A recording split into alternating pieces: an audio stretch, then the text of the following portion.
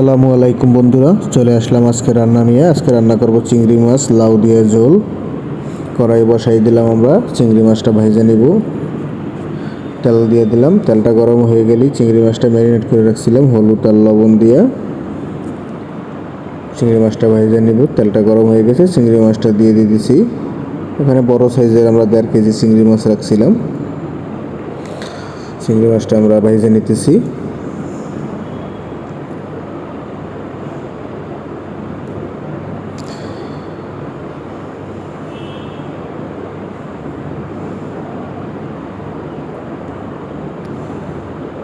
মাটির চুলা রান্না অবশ্যই ভালো হয়, আপনারা বাসায় ট্রাই করবেন। চিংড়ি মাছটা ভাজা হয়ে গেছে, তুলে নিলাম।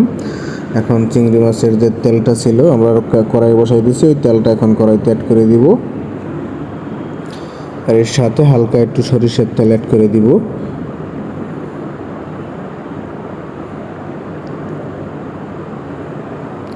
তেলটা গরম হয়ে গেলে আমরা পেঁয়াজ বেরেস্তা করে রাখছিলাম, বেরেস্তা করে বাইটে রাখছিলাম, পেঁয়াজ বেরেস্তা বাটাটা দিয়ে দিলাম টেবিল চামচের 2 চামচ পরিমাণ।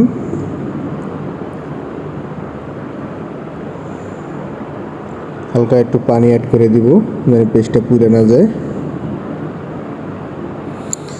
সুন্দর মতো মশলাটা একটু কষাই নিতে হবে। আপনারা সুন্দর মতো মশলাটা কষাই নেবেন। এখন আমরা কাঁচা জিরা বাটা দিয়ে দিলাম 4 চামচের 1 চামচ পরিমাণ। হলুদের গুঁড়া দিয়ে দিব 4 চামচের হাফ চামচ পরিমাণ হলুদের গুঁড়া। হাফ চামচ হলুদের গুঁড়া অ্যাড করে দিলাম।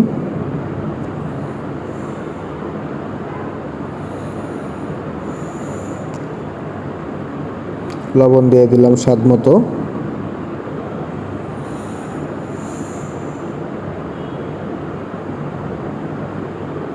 খুবই হালকা মশলা রান্না। মরিচ দিয়ে দিলাম 4 চামচের হাফ চামচ পরিমাণ। যেহেতু লাউ দিয়ে রান্না করব তাই শুকনো মরিচটা বেশি প্রয়োজন হবে না, গুঁড়া মরিচটা। কাঁচা মরিচটা অ্যাড করে দিলাম প্রায় 8-10টা।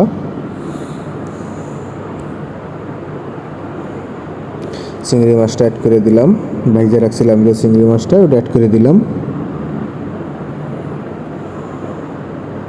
আপনাদের কাছে কেমন লাগলো আপনারা অবশ্যই বাড়িতে বসে ট্রাই করবেন, ট্রাই করে জানাবেন কমেন্টসে আপনাদের কাছে কেমন লাগছে। আর যারা এখনও নতুন আমার চ্যানেলটা সাবস্ক্রাইব করেন নাই, আমার চ্যানেলটা সাবস্ক্রাইব করে দিবেন। আর ফেসবুক থেকে যদি দেখেন অবশ্যই ফলো দিয়ে দিবেন।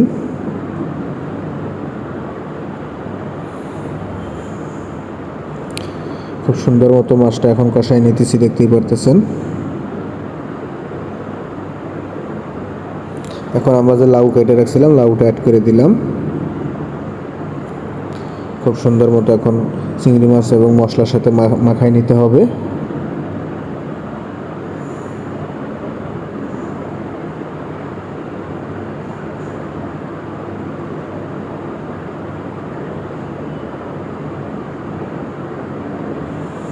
হালকা একটু পানি অ্যাড করে দিলাম। যে চিংড়ি মাছ যে কড়াইটায় ভাজছিলাম ওই কড়াইটা একটু পানি রাখছিলাম, ওই পানিটাই আমরা অ্যাড করে দিলাম। আপনারা চাইলে ফ্রেশ পানিটা দিতে পারেন, আমরা এটা দিছি কারণ চিংড়ি মাছটা একটা ঘ্রাণ থাকে, তাই এই জন্য ওইটা পানিটা দিয়ে দিছি। এখন একটু পানি দিয়ে দিব। লাউটা সিদ্ধ হওয়ার জন্য যতটুকু পানি প্রয়োজন ঠিক ততটুকু পরিমাণ পানি অ্যাড করে দিব। বেশি পানি দেওয়া যাবে না কারণ লাউয়ের থেকে পানি বের হবে। এখন সুন্দর মতো এখন আমরা ঢাইকে দিব। 10 মিনিটের জন্য ঢাইকে দিলাম।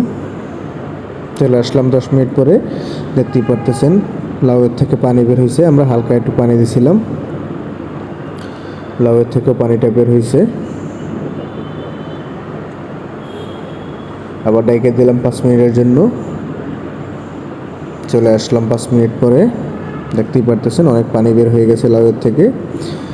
আর একই তো চিংড়ি মাছ আরও হয়েছে লাউয়ের তরকারি, একদম হালকা মশলা, পেট ঠান্ডা থাকে। আপনারা দেখতেই পারতেছেন খুব সুন্দর একটা কালার হয়েছে। আবার ঢেকে দিলাম 2 মিনিটের জন্য।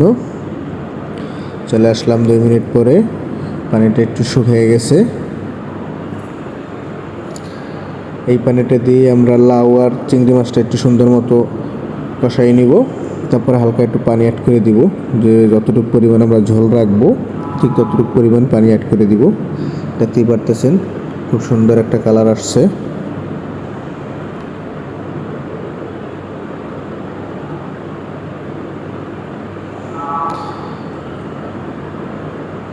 পানি অ্যাড করে দিলাম,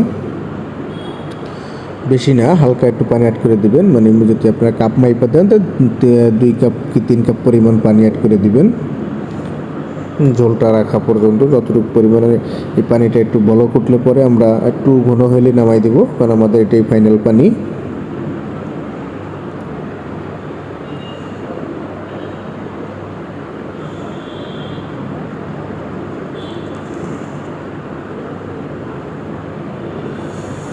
আমরা রেখে দিলাম কিছুক্ষণের জন্য, চলে আসলাম আবার।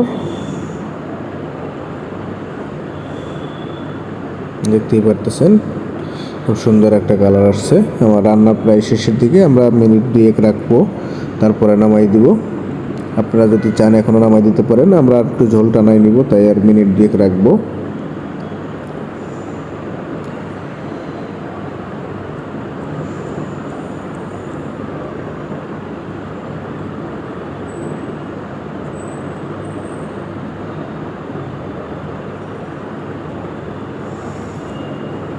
দেখতে পারতেছেন আমার রান্না হয়ে গেছে, নামাই দিছি।